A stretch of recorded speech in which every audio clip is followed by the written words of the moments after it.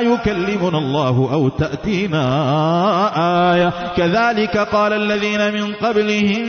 مثل قوله تشابهت قلوبهم قد بينا الآيات لقوم يوقنون إنا أرسلناك بالحق بشيرا ونذيرا ولا تسأل عن أصحاب الجحيم ولن ترضى عنك اليهود ولا النصارى حتى تتبع ملتهم قل إن هدى الله هو الهدى ولئن اتبعت